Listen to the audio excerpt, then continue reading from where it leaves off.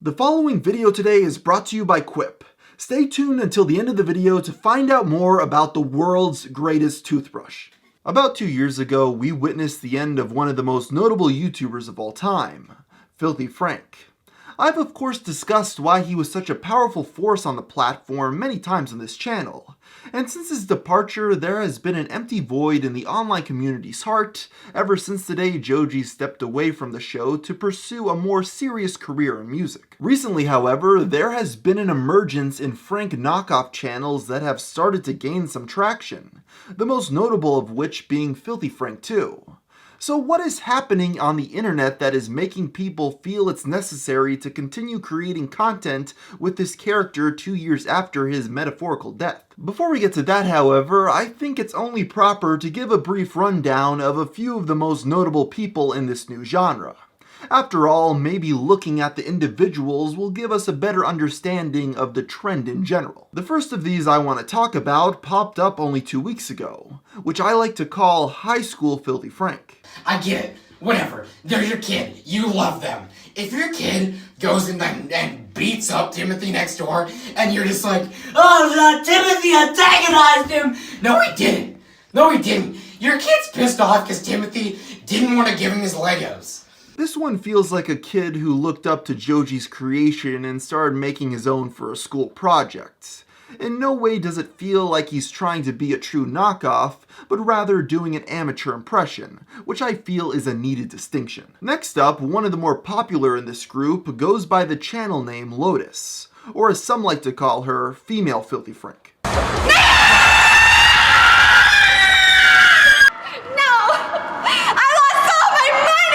After watching some of her videos for myself, I think it's unfair to call her content a ripoff. Rather, I would say it's just heavily inspired. She oftentimes dresses up like Frank and has even gotten an actor from the original show, but this is still its own thing. Because of that, Lotus has gained a little bit more respect from the greater online community. Finally, we're at the main reason I wanted to make this video today. Filthy Frank 2. Hey yo, Frank man, what it do? What's poppin', B? You know, I need your help getting out of here. I gotta find Pink Guy, Salamander Man, Chin, killed Safari Man, he killed him. So you may be asking why I thought this one was so noteworthy I wanted to make a video about it. Well, in only 3 weeks, his first upload has received 1.8 million views. And I think it's very clear why that is. His username, profile picture, video titles, and thumbnails are all as close to the original as he could get them, leading to clicks from the millions who for a brief moment believed that the Almighty had returned to YouTube. This guy's gimmick is that he continues exactly where the original series left off years ago.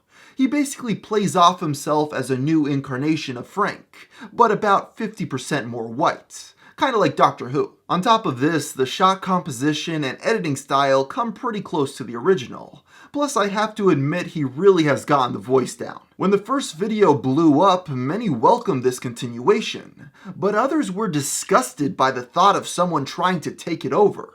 While this guy is clearly putting in the effort, the videos still feel like a rehash of old ideas, and there's not much to laugh at so far, at least in my opinion. I've heard some people say that we should just let Filthy Frank die with Joji's abandonment, and while I do for the most part agree with that viewpoint, there is a case for having other people keep the franchise going. Imagine if after the first Batman or Spider-Man iteration we just stopped making them. Or how about Sherlock Holmes?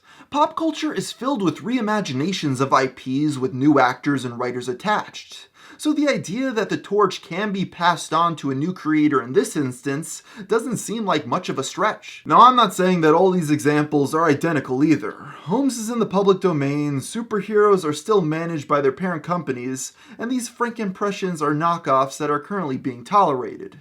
Still, I can find merit in all of these cases. Honestly, I believe that the biggest thing people are considering about these accounts is the fact that if they stick around long enough, they may eventually become their own unique show without having to rely as much on someone else's character and style, which is actually pretty common on YouTube. I would say that the overwhelming majority of popular YouTubers could have been considered a ripoff of someone else at the beginning of their careers. When you're starting up a channel, you're just learning the ropes and are inspired by those who you're a fan of. So of course their influence rubs off on your content.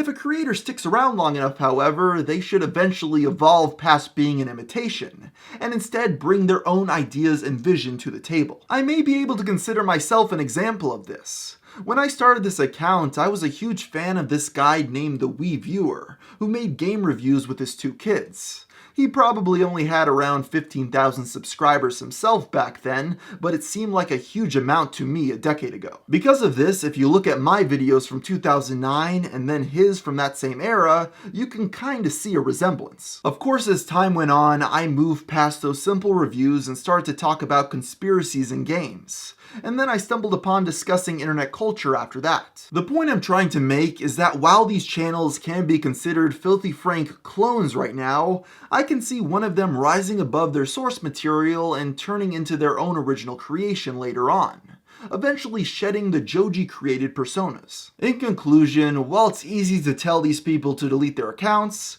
I actually think we should encourage them to carry on. At worst, you could just not watch them. But at best, we may eventually see them butterfly into their own unique styles that might surpass their inspiration. Hey everybody, before I finish this video today, I just want to give a very big thank you to my sponsor, Quip. One of the most important things we do for our health every day is brushing our teeth.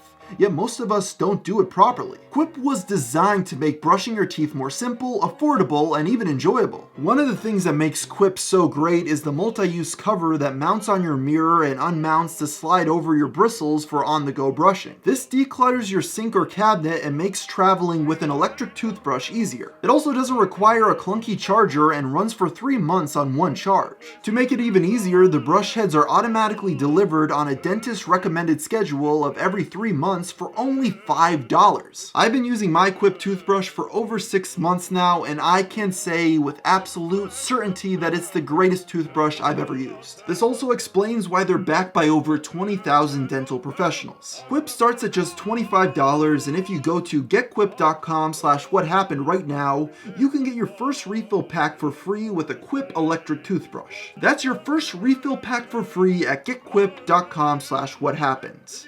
And I'll also provide a link in the description down below.